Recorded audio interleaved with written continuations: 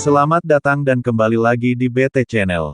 Calon Wakil Presiden, Cawapres nomor urut 1 Muhaimin Iskandar alias Cak Imin kena tegur oleh petugas keamanan Mahkamah Konstitusi, MK, lantaran menggunakan ponselnya saat sidang perselisihan hasil pemilihan umum PHPU, atau sengketa Pilpres 2024 berlangsung di ruang sidang MK, Jakarta, Rabu, 27 Maret.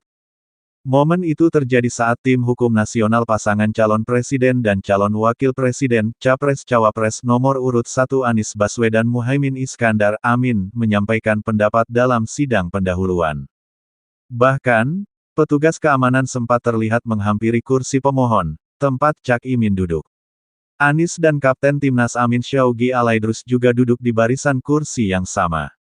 Cak Imin terlihat sedang menggunakan ponselnya. Saat petugas menghampiri tempat duduk mereka, Ketua Umum Partai Kebangkitan Bangsa (PKB) itu langsung menurunkan ponselnya. Ketua MK Soehartoyo mengimbau kepada para peserta sidang agar tidak menggunakan ponsel selama berjalannya sidang. Dia tidak menegur langsung Cak Imin, melainkan menegur para kuasa hukum yang ada di ruangan sidang.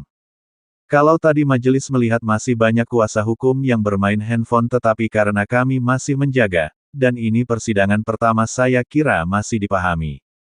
Tetapi besok-besok saya minta supaya tidak terulang kembali, kata Soehartoyo di ruang sidang MK, Jakarta. Sementara itu, Capres Anies Baswedan sempat menyampaikan pendapat dalam sidang pendahuluan. Anies menyebut, berbagai praktik penyimpangan terjadi saat gelaran pemilu 2024, salah satunya penggunaan institusi negara untuk memenangkan salah satu pasangan calon paslon pada Pilpres 2024. Di antara penyimpangan yang kita saksikan adalah penggunaan institusi negara untuk memenangkan salah satu calon yang secara eksplisit tidak memenuhi kriteria yang ditetapkan, ungkap Anies menyampaikan pendapatnya. Anies pun membeberkan praktik culas lainnya.